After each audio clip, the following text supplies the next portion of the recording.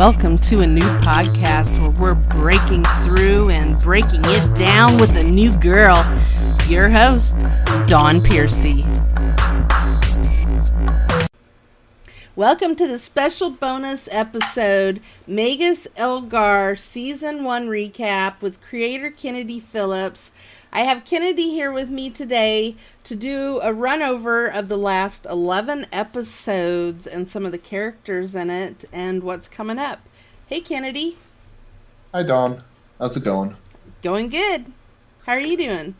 I'm doing okay. I've been surprisingly very busy despite that I've been done with Magus Elgar Season 1 for a while now. But greetings, Acolytes. If you're here at this video, that means that you've finished all 11 episodes of Magus Elgar, hopefully. And we're going to be having a little bit of a talk about everything after the fact. I'm excited about this because I haven't had many opportunities to talk about Magus Elgar after Season 1, after people have gotten through Season 1. Mostly because when I first started, I was still pretty new to writing an audio drama of this caliber. But as I got through the episodes, I got more and more confident, got more into the setting, and I started falling in love with these characters. That being said, I'm still excited about where it's going to go further, and I'd love to talk a little bit more about this. But I will warn you, massive spoilers about this if you haven't seen the show. There's no excuse to go back and go see it and take a look at it for yourself, because I imagine it's going to be wildly more entertaining than my discussion today. Though I will try. Okay, what do you got for us? Tell us a little bit about the first episode and going into the second episode and the characters involved with them. Well, oddly enough, I actually started writing this series with episode 4. Oh, okay.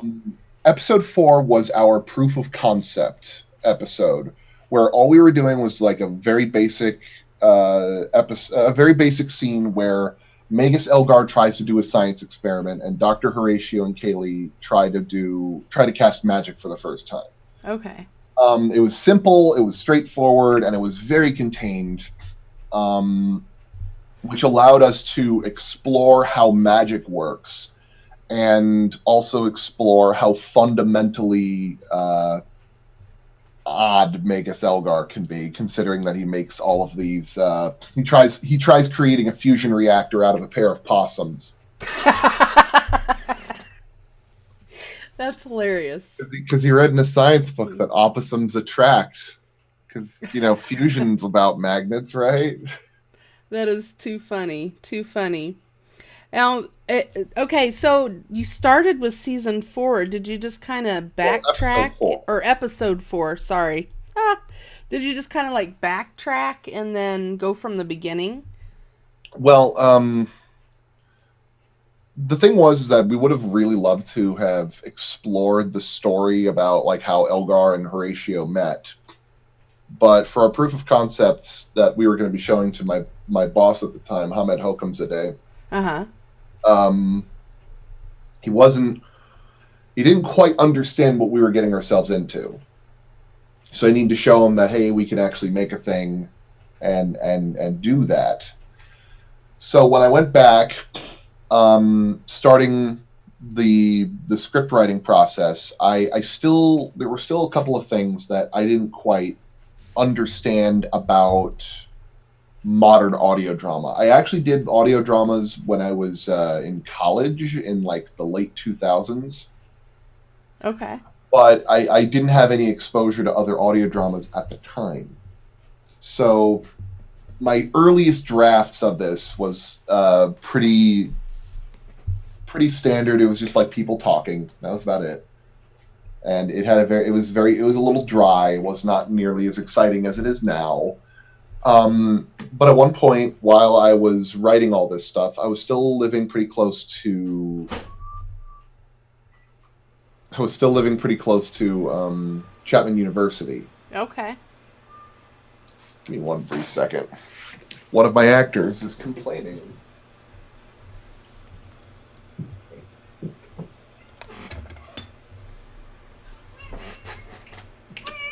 As a brief segue, Aww. this is one of my actors. She helps me play Kikay. Now, is she a Bengal? No, she's a tabby. Very Okay. tiny tabby. Oh, she's so cute. Yeah, she hates this. Aww. But maybe she shouldn't make so much noise when I'm doing this. Good. She's just mad because she wants to go out. Anyway, I was talking about this show. Anyway, bottom line was that I didn't have a lot of experience writing at this caliber yet, so I ended up asking Casey Wayland, who was a teacher at my university at the time. I'd graduated like about a year or two ago, and I figured I'd go over and ask him, and he gave me a lot of very positive feedback about the audio drama. He gave me suggestions on how to spice it up. He gave me suggestions on making things a lot more prevalent without trying to tell me what I should be doing. Like, he told me I needed the opening to have a really good sell, like some scene that can be exciting, that can be like a great button to show people, okay, this is what we're about. And that's when I decided to come up with the dragon fight scene. Now, the one thing that I will say about the dragon fight scene is that the guy that they were fighting, this dragon in Kadale, wasn't a real dragon, which is so easily overlooked because he sounds like a dragon, he's making roaring sounds like a dragon, but what actually happened was he tried casting a spell on the mirror cauldron, and it mutated him into this power mad dragon or whatever. Real dragons in our setting are very rare and very dangerous. Mostly because they've been around forever and they actually use magic in a very different way than everybody else does in Hearth. Okay. Now, are they using the elements? And that's the thing. In Magus Elgar, you channel magic by insulting the elements and getting them to drawing the energy from them as they attempt to smite you. With dragons, because they are so old, so ancient, and their brand of magic is wholly unique in that the magic comes from themselves. They're almost like giant batteries of magical energy. That's awesome.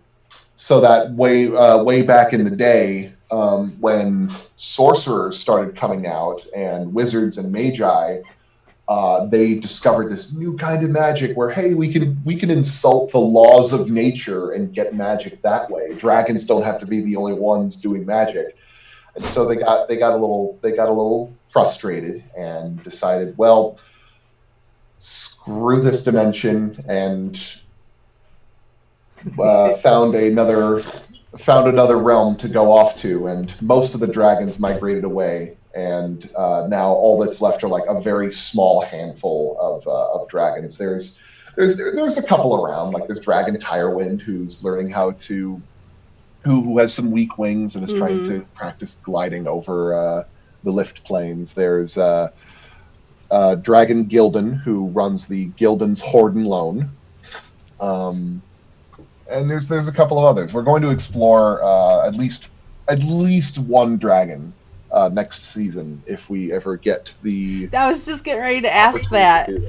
Can you give us any hints about next season and the dragons and stuff?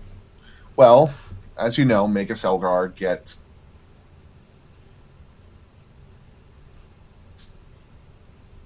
Oh, I think we lost our sound. Okay, I got it back. Okay, well, as you know, Magus Elgar got arrested, mostly because he did a lot of really stupid things. So many people complained to me about the idea of like, wait a minute, he's the main character, and you're ending with him getting arrested. And like, wouldn't you arrest him after all that he did? Well, and it leaves a good opening for season 2. Well, season 2, we are going to be doing some recap and stuff like that to get everybody caught up to speed and introduce some new characters. Yay. But yeah, we're probably going to have a trial to talk about all the stuff that happened. I'm excited because that means we can show off the Council of Nine, which are some really interesting characters. What I may do is I may create like a monologue for each of these characters to, as like a stories in between kind of thing, talk about them and get to know them. What we'll probably do in between producing season 2, as like I'm working on writing every day, is we'll probably have a mini podcast series to go on in between called Magus Elgar, The Stories in Between, where we'll explore characters like Darlia Maplethorn, who's the Counselor of Catastrophe. Or we'll talk with Magus Serling Tentorn as he explains various aspects about magic and all the things. I love it. His buttery voice will sound like you do great voiceovers. By Patrick Stewart. I don't know. Tell us about the artwork. I love the artwork. It's so vibrant. Oh, yeah. So I wanted to have some kind of artwork to establish and draw people into this because I had a feeling that I wasn't going to be able to get a lot of attention right away because I'm nobody, and I'm still nobody.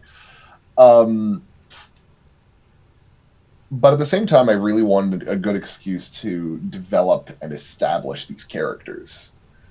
So I had looked around online for a freelance artist, and I found Oskar Mazambakov, who is this absolutely wonderfully talented individual who does these gorgeous paintings. And I asked him to do a couple of pictures for us, and oddly enough, the first thing that he painted for us was the fusion. Oh, I think we lost you again. Can you wiggle your cord? Is that any better? Yeah, it's back. I'm so sorry. I don't know what's going on today. I heard he lost his, and then it went. Bloop. Sorry. But yeah, I had him draw the fusion experiment first, which seems only appropriate. And as time went on, we got him to draw the unblinking. We got him to draw the Panorama Tower, which I know so many people are telling me, why didn't you make Panorama Tower Magus Elgar's tower? And I'm like, because it travels around a little too much, and I didn't want to overshadow Magus Elgar and his own antics by just the place that he lived in, because then we'd have a Hayao Miyazaki's Howl's Moving Castle kind of situation. Where it's like, wow, your house is infinitely more interesting than you are. Oh, kind of like Wizard of Oz. Which is not to say that Howl wasn't interesting. It was just the house was really interesting. That's too funny.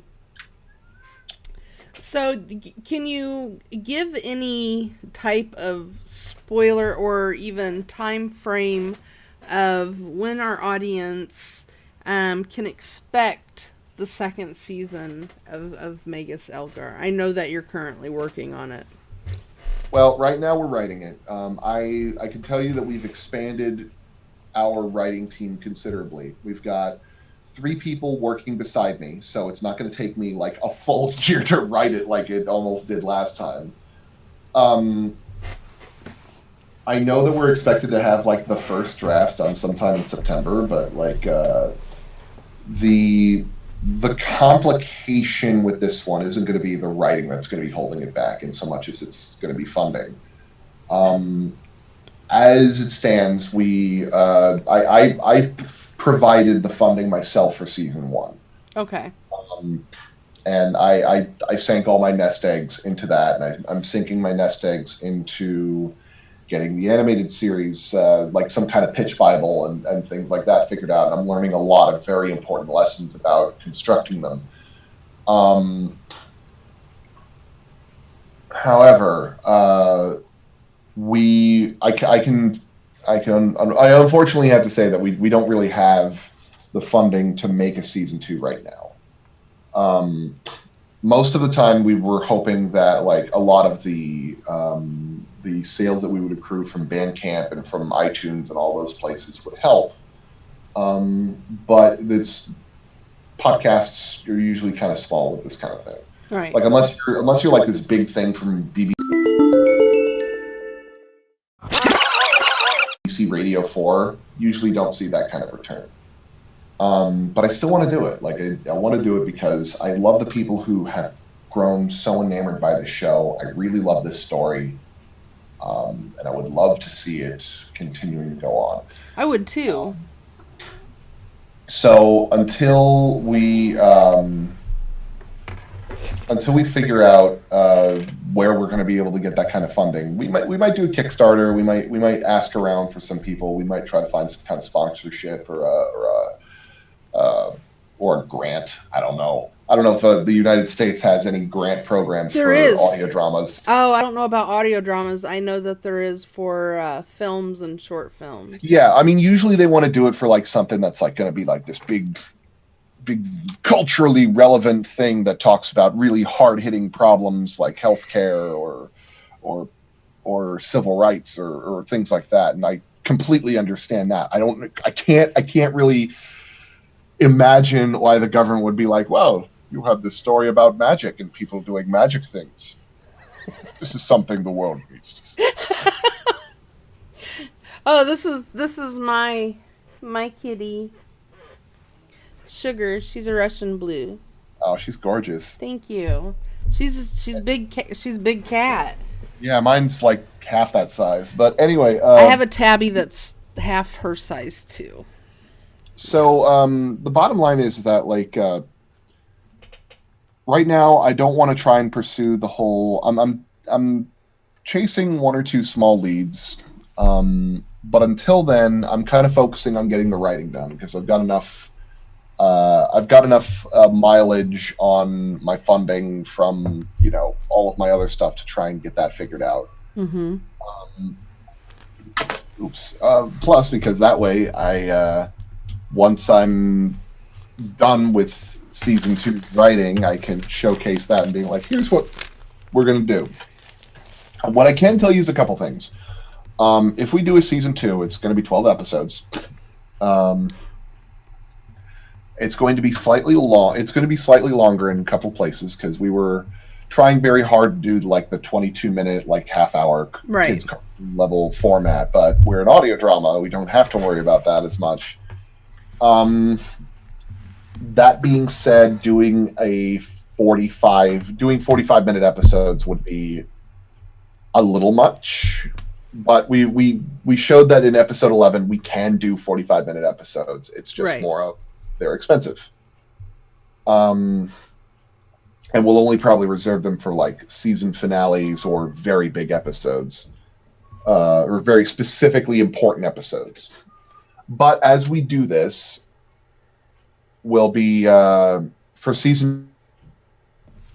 Oh, we lost your audio. Wiggle your cord. Okay, you're back. Oh wait, you're not back yet. Okay, say something. Nope, wiggle. What's on here? There you go. We can hear you. That's really weird. I think there's something going on with my setup right now, which is problematic, but well. Anyway, so what I can tell you about season 2 is we're going to be exploring the fallout of the stamps. Now, we saw one stamp break with the radio, but that was more just from physically breaking. If you remember, the radio still maintained a lot of its magical effects when they repaired it and so on and so forth. But the problem with the stamps is not that they are physically unstable, is that they are unstable magically. How do I describe this? It's kind of like the elements look at the stamps and they see a Escher painting. Mm-hmm. Us and our cats, Kennedy. He wants to go outside.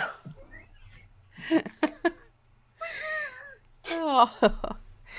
I'm sorry about that. Oh, no, she does that too. She'll come crawl right up in my face right in the middle of an interview. No. Maybe we should hold these two cats up and see if they hate and see if they hiss at each other. Anyway, so we're going to be exploring the fact that when the elements see these stamps, they're looking kind of like at an Escher painting. That doesn't make sense. How does this work? Maybe it works like this. Maybe it works like that. They continue trying to okay, maybe this is how it's supposed to work, or something like that. Because if you are an element of fire per se, do you fall? Does the what the scalpel does fall under what you do? Well, it's supposed to cut everything, and fire can burn through this stuff, so can make the cut or whatever. And the more time that's being spent showing these stamps going around doing their thing, the more attention they're getting from the elements, and the more attention the elements are giving to these stamps, the more unstable they become. So we're going to start showing what happens when a stamp is getting too much, mm-hmm. or is getting overused. So there's that, but there's also one other big thing. Do you remember what happens at the end credits of episode 11? If you recall, the end credits didn't end properly because our grand villain, who had been banished to the unblinking, had been whisked away by the horrific entities there within. And something happened. And that something is going to be introduced in season 2. And it's something that Magus Elgar is going to have to deal with. What that may be and what that is, I can't really say. They'll have to tune in and find out. They're watching. Yeah, they're going to have to tune in and find out. So, absolutely. Well, Kennedy, I want to thank you so much for giving us an update and a recap of season 1 of Magus Elgar and what we can expect in season 2. And I hope you find all the backing that you need so we can see it, so we can hear it, so we can watch it. If you really enjoyed the show, I'd love to hear from you. You can hashtag me on Twitter or anything like that. I'd love to hear your feedback. I'd love to hear any words of positivity about it to validate this whole nonsense journey. But I'd also like to hear from you because we're thinking about trying to find some other ways to generate our funding.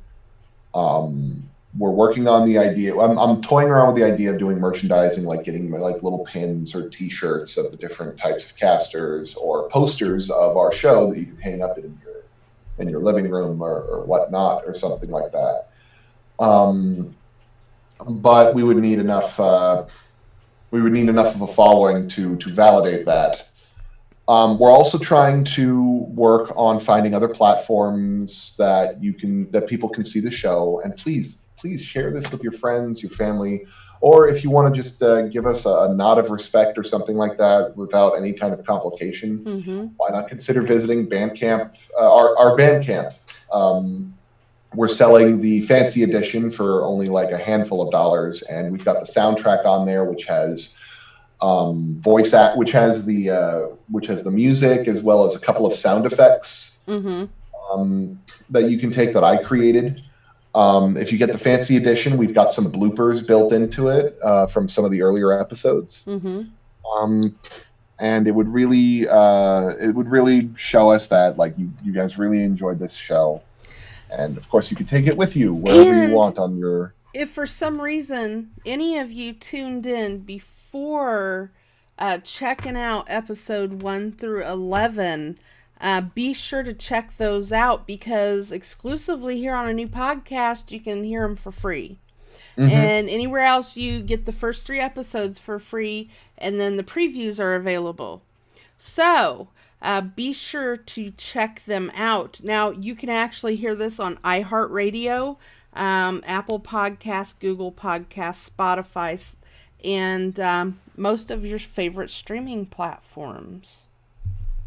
So that's a good thing. We'll be working on, at some point, trying to find easier methods to be able to get Magus Elgar to you guys.